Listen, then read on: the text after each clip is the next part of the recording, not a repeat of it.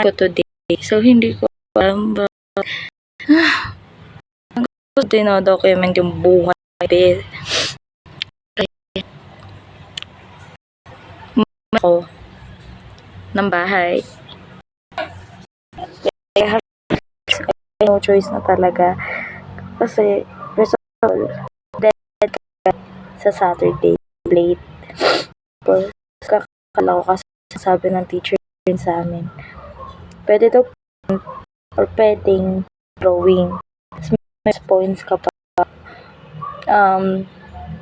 Dalawa ginawa mo.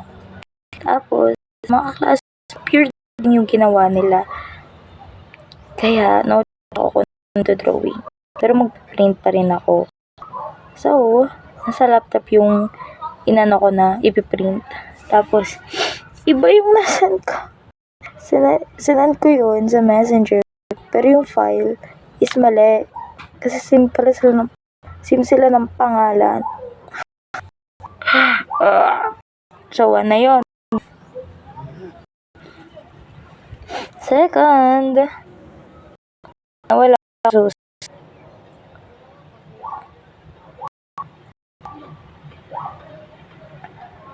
Itulog yung pinsan ko. So, anong gagawin ko? Nakasarado.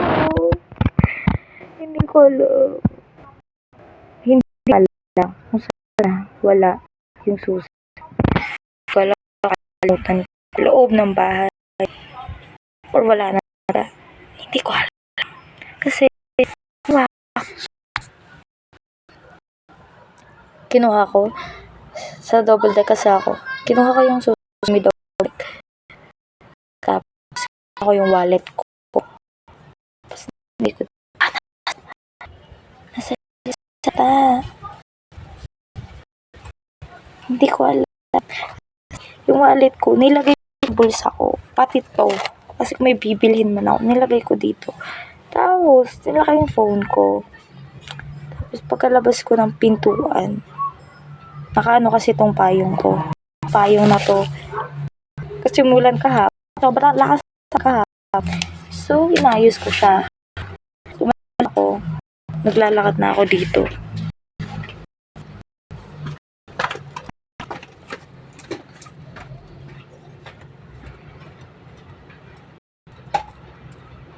Hanggang sa makalabas ako ang skin ko. Tapos ito yung lalakad. Ayan.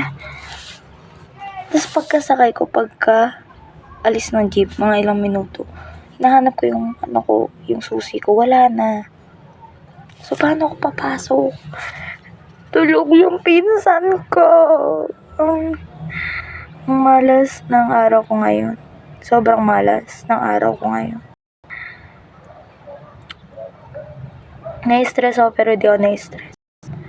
Kasi alam ko naman na mayroong mga solusyon. Siyempre, isa na rin doon napaka-irresponsable kong tao. Napaka-irresponsable kong tao. Naiinis ako. Like, bumabalik na naman yung pagiging makalimutin ko.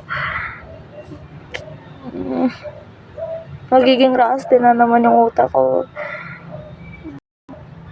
Like, syempre, pwede ko naman, alam ko naman matatapos ko yung deadline. Matatapos ko yung plate. Tapos, pwede naman pa daw ulit. Paano na? Naalala ko kasi like, alam nyo ba yung sa Ria na bag na kapag parang may lagyan ng mga susi? Yung bago kapag wala yun. Ang pangit ng bag ko kapag wala yun. Naiinis ako. Pero di talaga ako naiinis. Diba? Ang malas ng buhay ko ngayon. Nagpray pa ako kanina. Habang naglalakad, nagpray pa ako. Sabi, sana makita ko yung susi ko. Dalawa lang yan. Piling ko talaga nakalimutan ko sa loob ng bahay. Either nasa lamesa o nandun sa pinagkuhaan ko ng wallet ko. Or nawala talaga. Ngayon, hindi ko punta ulit sa palengke kasi palengke ito kailangan mo pa kaya na.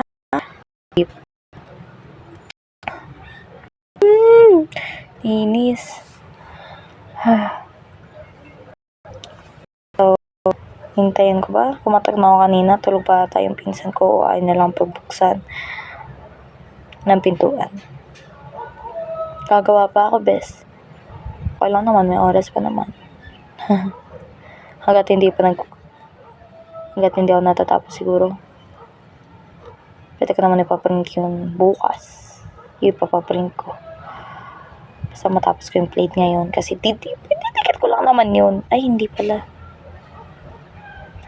Okay lang. May oras pa. Bisit. Sorry. Ang lamig oh. Diba? Mahangin. Kitang-kita. Nasaan ba ako?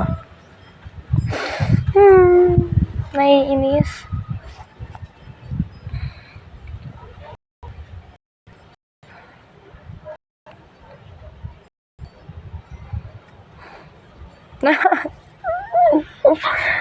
Naiisip ko, naiinis ako. Napaka talaga. Alam ko na, tanggap ko na eh. Tanggap ko na yung pagiging irresponsible ko. Tanggap ko na yung pagiging makalimutin ko. Alam mo, dati talaga makakalimutin pa ako eh. Pero, naano ko na yun eh. Parang, inano ko na paguhin ko yung sarili ko. Tapos ngayon, bumabalik na naman siya. Ang dami kong iniisip. Tapos, parang nakakalimutan isang bagay na to kapag iniisip to. Ganon. Iniisip ko na, magdudulog pa ako. Kailangan ko nang ipapanin to. Kailangan ko nang bilisan. Tapos iniisip ko pa yung mga bibilhin ko kasi sayang oras kapag pabalik-balik ako. Tapos kailangan ko dalhin, nakita ko pa yung payong, kailangan ko dalhin yung payong. Kasi baka umulan, which is paulan na naman talaga, baka maulan na naman ako dito. Buti na lang walang dumadaan. Naiinis. Gusto niya ba makita yung view?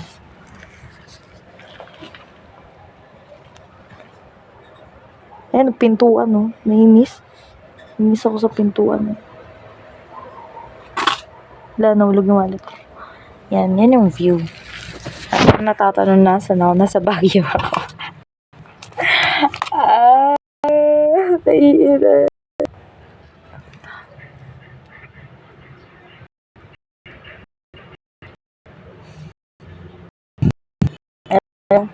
I don't feel guilty at all.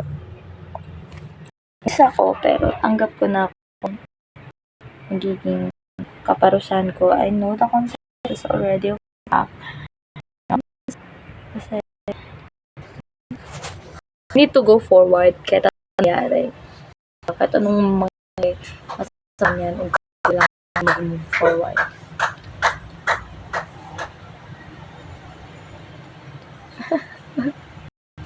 Yun lang.